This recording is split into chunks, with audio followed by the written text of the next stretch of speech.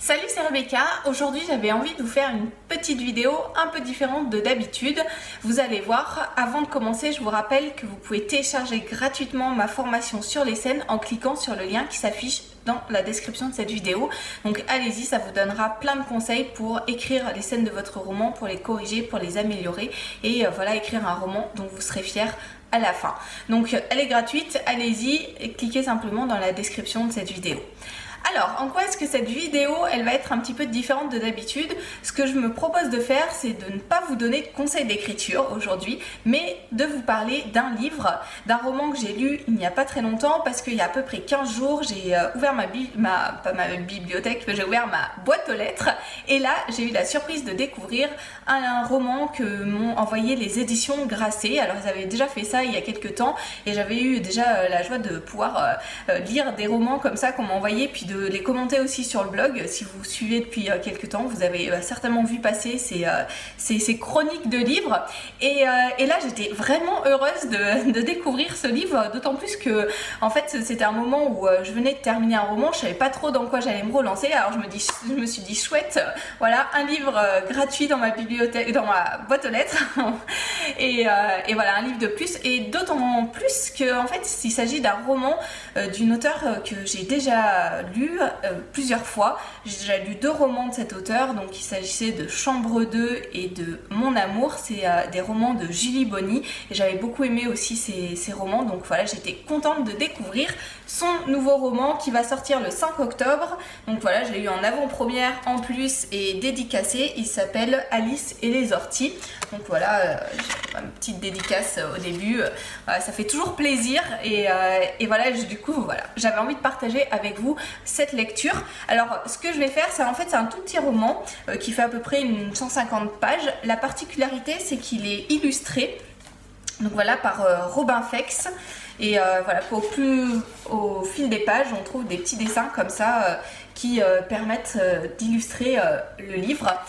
Et voilà, j'ai envie de vous lire le résumé derrière parce que j'ai bien aimé ce résumé, et puis la 4e de couverture, et puis ensuite je vais vous dire quelles ont été mes impressions quand j'ai lu ce livre. Alors, je ne sais plus quand je me suis décidée, l'histoire remontait à des décennies, elle n'avait jamais cessé de m'empoisonner, mais je la repoussais lorsqu'elle venait m'agripper. Elle grandissait, se nourrissait de mon sang, marchait à mes côtés. Ces morsures surprises me laissaient sur le carreau pendant plusieurs jours, plusieurs semaines parfois.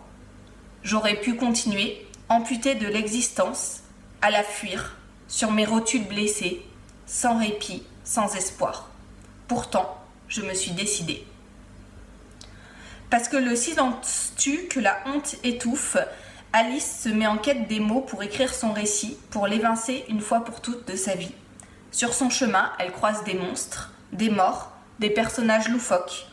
Tous vont l'aider à comprendre enfin ce qui lui est arrivé, pour raconter l'indicible, un conte poétique, magique et tendre. Alors voilà, quand j'ai lu ce livre, déjà quand je l'ai reçu, je me suis dit tiens, la couverture interpelle, Alice et les orties, c'est un titre aussi, on se demande ce qu'on va trouver, alors on se dit qu'il y a des choses qui vont piquer, et puis bon, quand j'ai lu la 4e de couverture, je me suis dit ah oui, une histoire qui va aller profondément, qui va donner de l'émotion aussi, parce qu'on sent qu'il y a quelque chose de grave qui se cache derrière tout ça. Et donc voilà, j'avais vraiment envie de plonger dans ce roman. En fait, quand je l'ai lu vraiment, alors très vite, j'ai oublié le mot roman. Et je l'ai lu plutôt comme un récit poétique, un petit peu comme ils disent derrière, un conte poétique, c'est vraiment ça. Et il ne faut pas le lire en s'attendant à une histoire classique, un roman classique, un roman d'aventure ou quelque chose comme ça, ou même un roman psychologique, non. C'est vraiment à lire comme un conte, comme de la poésie. Et quand on l'aborde comme ça, bah, on se laisse emporter par les mots, on se laisse surprendre par les mots qui sont à l'intérieur, et du coup j'ai beaucoup aimé ma lecture sous cette perspective-là. En fait, on se fait embarquer dans une histoire où on ne sait pas vraiment tout le long si on est dans le réel, dans l'imaginaire, dans le récit qu'est en train d'écrire Alice ou dans l'expérience qu'elle est en train de vivre. Voilà, il y a des choses qui se passent qui se passerait pas dans le monde réel, donc on se dit hop, on est dans le monde imaginaire. En même temps on rencontre des personnages, à certains moments on a l'impression d'avoir repris pied dans le réel, et puis plus, enfin voilà, moi j'ai beaucoup aimé ce récit en tant que conte poétique, en tant que voilà, il faut le prendre comme une lecture poétique, une lecture qui change.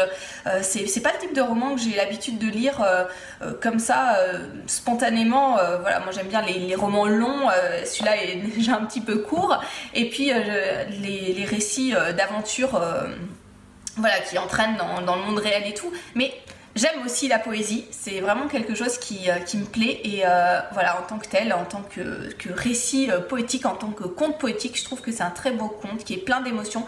Une chose que je retrouve aussi et que j'ai déjà souligné plusieurs fois dans les romans de Julie Bonny, c'est que j'aime énormément les personnages. Les personnages, ils sont inoubliables, on peut pas enfin, ils ont vraiment une caractérisation forte qui fait qu'ils laissent pas indifférents. Ils procurent des émotions, on les aime pas, on les trouve un peu bizarres ou on les trouve sympathiques, enfin peu importe l'impression qu'ils laissent, mais ils laissent une impression, et ça c'est vraiment quelque chose à retenir en tant qu'auteur. Quand vous écrivez un roman, il faut que vos personnages ils puissent interpeller le lecteur, qu'ils se fondent pas dans la masse, je l'ai déjà dit plein de fois, et c'est vraiment ce qu'on retrouve dans les romans de Julie Bonny. Donc voilà, je vous encourage à lire ce roman, comme ce conte poétique qui sort le 5 octobre, et donc voilà, allez-y, Alice et les orties, c'est une belle expérience de lecture, ça prend pas énormément de temps, c'est facile à lire puisque c'est assez court, il y a les illustrations qui viennent apporter un petit plus, je trouve, qui soulignent ce côté un petit peu poétique, conte, qui font s'interroger aussi sur d'autres éléments, qui viennent souligner les émotions créées par ce récit, donc voilà.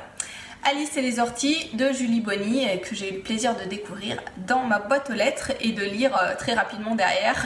J'ai pas attendu longtemps pour le lire et le terminer, j'ai dû le lire en une journée, voilà, comme ça arrive très souvent quand c'est des romans comme ça courts, d'autant plus quand je connais l'auteur et que je sais que j'aime bien ce qu'elle fait, donc voilà. Voilà, je vous laisse. Je vous rappelle que vous pouvez télécharger gratuitement ma formation en cliquant sur le lien qui s'affiche dans la description de cette vidéo. Je vous mets aussi le lien pour accéder aux éditions Grasset, du coup au livre de Julie Bonny. Et je vous dis à très bientôt pour d'autres conseils.